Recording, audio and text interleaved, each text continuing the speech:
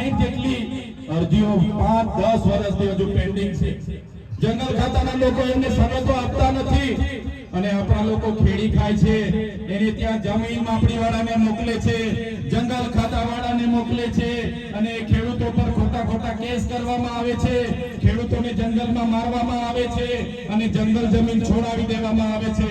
ત્યારે મેં જંગલ ખાતા વાળાને પણ કેમ છું, તમારો જંગલ સંરક્ષણનો કાયદો તો 1864 માં બન્યો હતો, તમારું જંગલ ખાતું તો 1927 માં બન્યું હતું।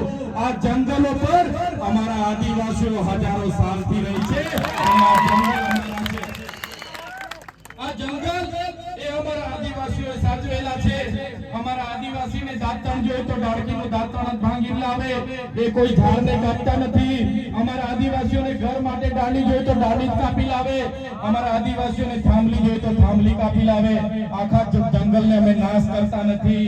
એટલે જંગલ ખાતાવાળાને કહેવા માંગુ છું, તમારી સરકાર, તમારું જંગલ ખાતું, તમારું પોલીસ ખાતું પણ નહોતું ત્યારથી અમારા લોકો આ જંગલમાં રહે છે। એમને હેરાન કરવાનું બંધ કરી દેજો, અમારા આદિવાસીઓને હેરાન કરવાનું બંધ કરી દેજો।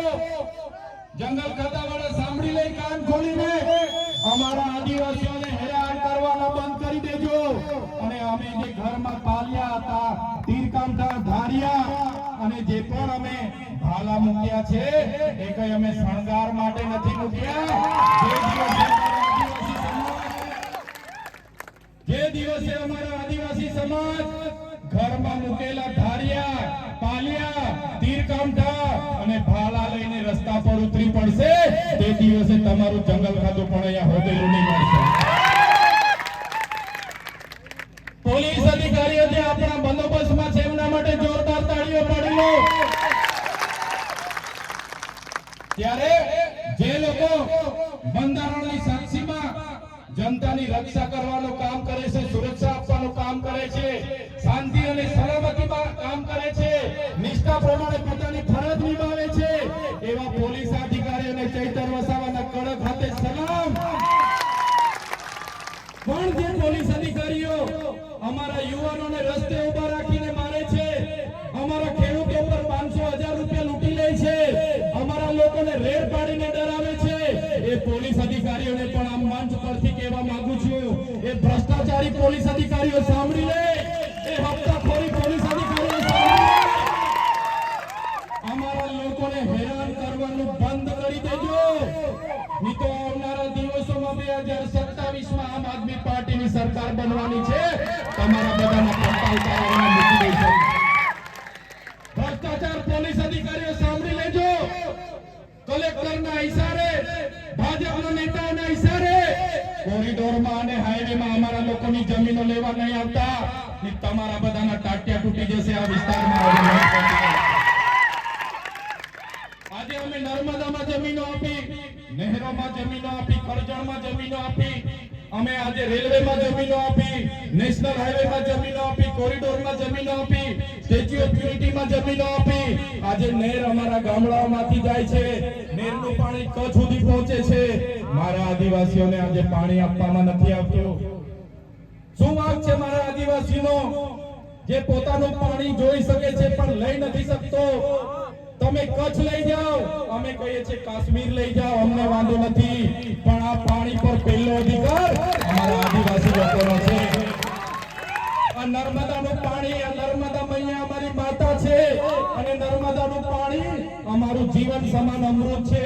આવનારા દિવસોમાં નર્મદાના નહેરનું પાણી અમારા આદિવાસીઓને નહીં આપવામાં આવે તો આ નહેર બંધ કરવા માટે પણ આપણે આપણા દિવસો આગળ આવીશું। નહેર બંધ કરવા માટે અમને મજબૂર નહીં કરશો। આ ગુજરાતની ભાજપની સરકારને અમે કહેવા માંગીએ છીએ, આદિવાસી સમાજ આજે જાગી ગયો છે।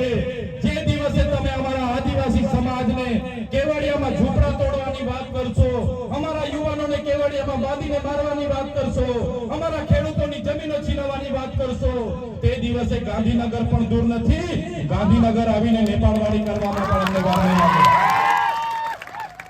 સાથીઓ, અમે મનરેગા ધોબાણ માટે બોલ્યા, આ વિસ્તારમાં નળ સે જલ થઈ ગયું અને નળમાંથી પાણી નથી આવતું, એ કૌભાંડ અમે બહાર પાડ્યું। આ વિસ્તારમાં કેવડિયાના લોકો માટે અમે લડવા માટે આવીએ. નેશનલ હાઈવે 56 ના લોકો માટે જમીન લૂંટાતી હોય એના માટે લડવા માટે આવીએ. કરજણના લોકોના એમને અધિકારો મળે, એ વિસ્થાપિતોને એમના જમીન સામે જમીન મળે, નર્મદાની વિસ્થાપિતોને જમીન સામે જમીન મળે, સ્ટેચ્યુ ઓફ યુનિટીમાં આપણા યુવાનોને રોજગારી મળે અને એ જ પ્રકારે આપણી શાળાઓમાં સારા શિક્ષકો આવે, બાળકોને સારી આંગણવાડી મળે અને આપણા વિદ્યાર્થીઓ ઉચ્ચ અભ્યાસ કરી શકે એના માટે પોસ્ટ મેટ્રિક સ્કોલરશિપની યોજના મળે. એ બાબતની રજૂઆતો કરીએ, સરકારને રોડ પર બોલીએ, વિધાનસભામાં બોલીએ. અહીંના પોલીસ અધિકારીઓ આપણા યુવાનોને મારતા હતા, હેરાન કરતા હતા, એમની સામે અમે લડ્યા. ત્યારે અહીંના ભાજપના નેતાઓને, એમના પોલીસ અધિકારીઓને ગમ્યું નહીં.